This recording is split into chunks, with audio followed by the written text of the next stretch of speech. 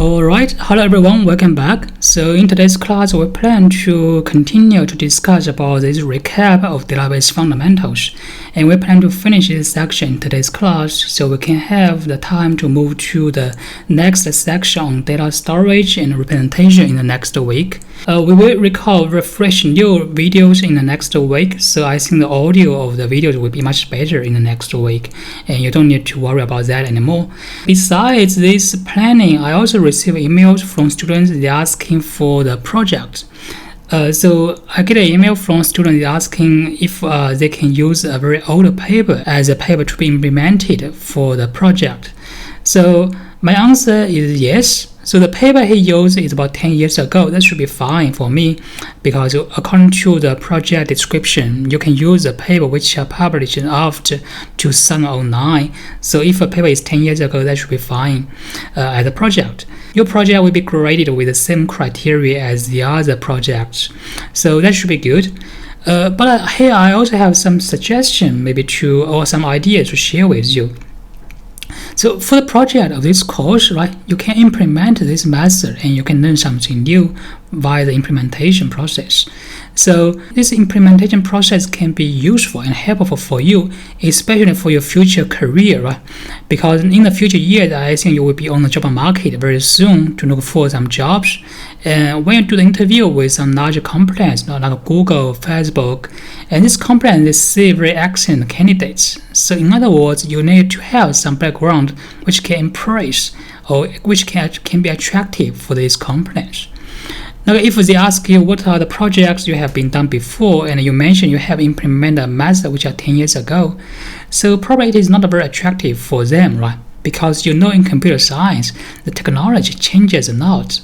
The technology in 10 years ago should be very different or should have expired already in nowadays. You can still do this for the project. However, I think this project will not be attractive as your background when you introduce it to others, especially if you plan to use it as your in your job market talk, right? So therefore, I'd like to suggest you probably can find some recent papers, especially on deep learning, on graph neural nets, and on some other close topics. These are the hottest topic nowadays in academia as well as in the industry, right? Just assume in the future if you are on the market and you have an interview with Google, with Facebook, and you talk with them, you mention you have a background with a project about deep learning, about graph neural networks, and then I think they will be impressed by your background because these techniques are the hottest or the newest. Not everyone can know this kind of things, right? In other words, you can leave a good impression with them with your different backgrounds compared with others. So therefore, you can consider about it. For your project, it's not just get some grade from this course, right? Because we plan to use this project to push you, right? A double quote, push you to learn something new or something different, and you can also gain some experiences about how to write a paper as well. Normally with a project, you can gain lots of experiences in both project implementation as well as paper writings, right?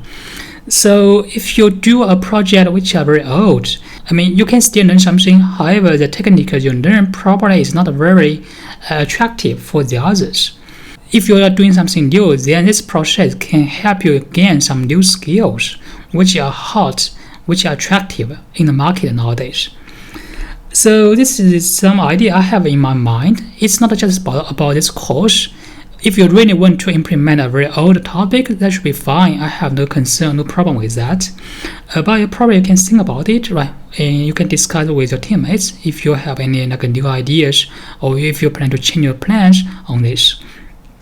We still have the time because the project to this stage 2 report will be due by the next Friday, right? So you still have lots of time to probably think about the paper you plan to implement.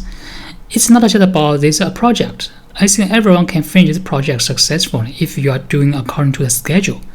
The main thing will be what kinds of things you can learn from this project. It will be more important for you, right?